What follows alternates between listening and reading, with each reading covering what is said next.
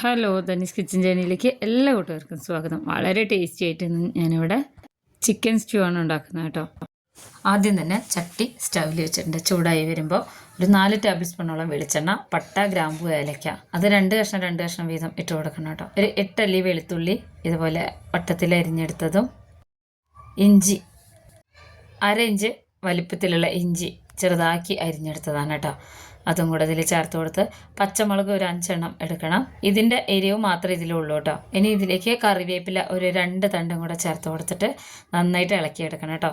നമ്മളെപ്പോഴും ഇതുപോലെ തേങ്ങാപ്പാൽ ഒഴിച്ചിട്ടുള്ള സ്റ്റ്യൂ ഒക്കെ ഏത് ടൈപ്സ് ഓഫ് സ്റ്റ്യൂ ആണെങ്കിലും ചട്ടിയിലുണ്ടാക്കിയെടുക്കുമ്പോൾ ഒരു പ്രത്യേക മണം രുചിയൊക്കെയാണ് കേട്ടോ.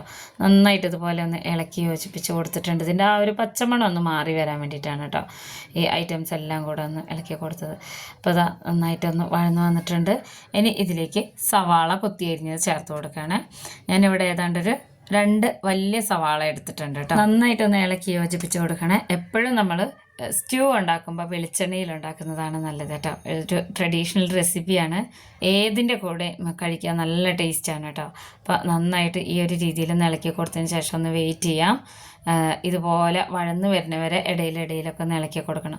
സവാളയൊക്കെ നന്നായിട്ട് വഴന്ന് വന്നിട്ടുണ്ട് കേട്ടോ. ഇതാണ് അതിൻ്റെ ഒരു പരുവെന്ന് പറയുന്നത്. ചട്ടി ചൂടാക്കിയിട്ട് വെളിച്ചെണ്ണ ഒഴിച്ച് കൊടുത്ത് ഇതുപോലെ ചെയ്തെടുക്കുമ്പോൾ ഇപ്പം തന്നെ നല്ലൊരു മണമാണ് കേട്ടോ വരിക.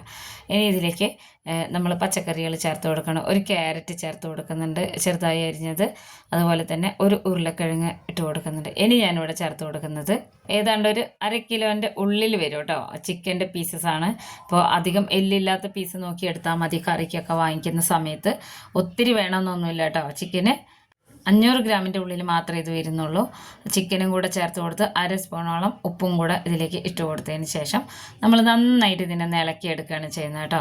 നമ്മൾ യാതൊരു മസാലകളും ഇല്ലാതെ തന്നെ ഉണ്ടാക്കുന്ന ഒരു ഐറ്റം ആയതുകൊണ്ട് ചെറിയ കുട്ടികൾക്ക് ഭക്ഷണം കഴിക്കാനായിട്ടുള്ള ചെറിയ കുട്ടികൾക്ക് പോലും ഇതിൻ്റെ കറിയൊക്കെ കൂട്ടി വെള്ളപ്പോ പത്തിരിയൊക്കെ ഉണ്ടാക്കി കൊടുക്കാവുന്നതാണ് കേട്ടോ.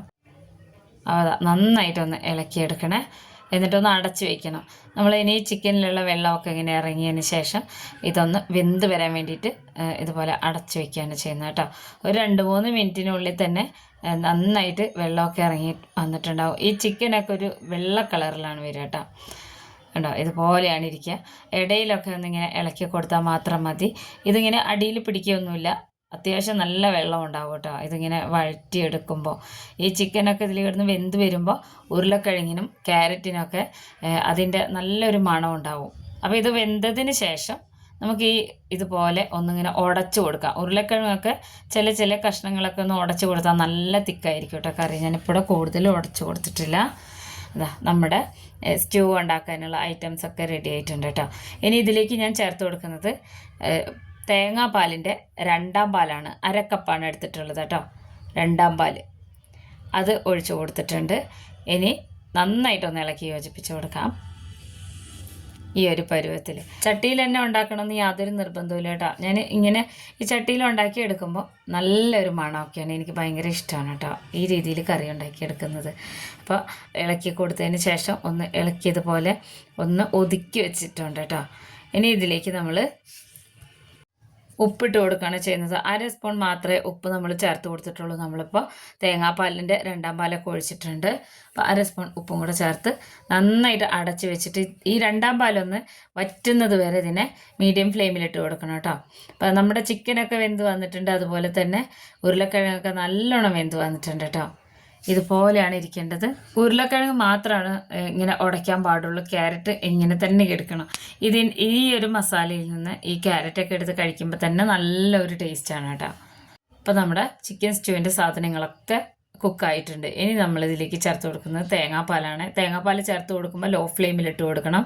1 തേങ്ങയുടെ പാലാണ് ഞാൻ എടുത്തിട്ടുള്ളത് കേട്ടോ.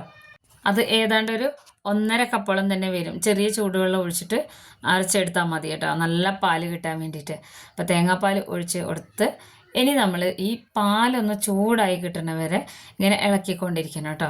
നമ്മൾ ഹൈ ഫ്ലെയിമിലിട്ട് കൊടുക്കരുത്. 1ാം പാൽ ഒഴിച്ച് കഴിഞ്ഞാൽ ഒരുപാട് തിളയ്ക്കുകയും ചെയ്യരുത്, ഹൈ ഫ്ലെയിമിലിടുകയും ചെയ്യരുത്. അങ്ങനെയാണ് കേട്ടോ അതിൻ്റെ ഒരു പരുവം. അപ്പോൾ കാണാൻ നല്ല ഭംഗിയാണ്. ഇത് പത്തിരിയുടെ കൂടെ, പ്രത്യേകിച്ച് വെള്ളയപ്പം പാലപ്പത്തിൻ്റെ കൂടെയൊക്കെ നല്ല ടേസ്റ്റാണ്. നല്ല കോംബോ ആണ് കേട്ടോ. ഇതിന് മുന്നേ ഞാനൊരു വീഡിയോ ഇട്ടിട്ടുണ്ടായിരുന്നു. ഓട്ടട ഉണ്ടാക്കിയെടുക്കുന്നത്. അതിൻ്റെ കൂടെ ഉണ്ടാക്കിയിട്ടുള്ളതാണ് കേട്ടോ ഈ ഒരു ചിക്കൻ സ്റ്റ്യൂ. എന്തിൻ്റെ കൂടെ നല്ല കോമ്പിനേഷനാണ് ഈ ചിക്കൻ സ്റ്റ്യൂ.